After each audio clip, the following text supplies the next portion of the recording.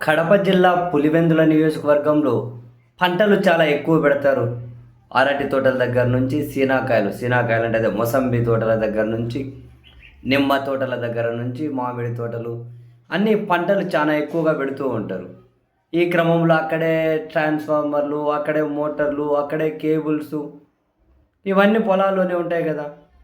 కొన్ని రోజుల నుంచి ఆ పొలాల్లో నుండి ఈ మోటార్లు, వైర్లు, ఈ దొంగతనాలు విస్తృతంగా జరుగుతూ ఉన్నాయట. బహుశా దీని వెనకల ఏం గూడుపుటని ఉందో తెలియదు. దొంగతనాలు ఎక్కువగా జరుగుతూ ఉన్నాయట. సో రైతులు లక్షల రూపాయలు నష్టపోతూ ఉన్నారు.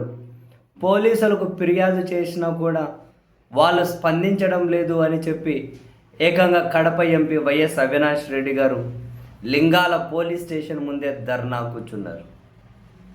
చాలా సీరియస్ ఇష్యూనే యాక్చువల్గా.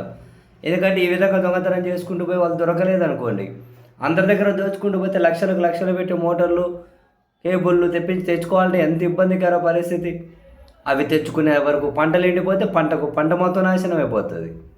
ఒక మోటార్ ఎత్తుకెళ్ళాడండి ఒకడు దరిద్రుడు ఎదవాయుడో దొంగోడో ఇంకోడో ఎత్తుకెళ్ళండి అనుకుందాం. మళ్ళీ పెట్టుకోవాలి కదా, నీళ్ళు ఎక్కడి నుంచి వస్తాయి, పంటలు నాశనం అయిపోతాయి కదా. మరి అందుకే అంటున్నారు దీని వెనక ఏం పుట్టాలి ఉంది ఎట్లా ఎత్తుకెళ్ళడం వెనక.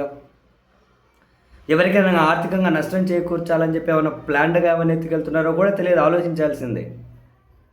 సో మరి ఎన్నిసార్లు చెప్పినా పోలీసులు వాళ్ళని పట్టుకొని రైతులను కాపాడట్లేదు అని చెప్పి అవినాష్ రెడ్డి గారు లింగాల పోలీస్ స్టేషన్ ముందే ధర్నా కూర్చోవడం చాలా ఇంట్రెస్టింగ్ అనిపించింది.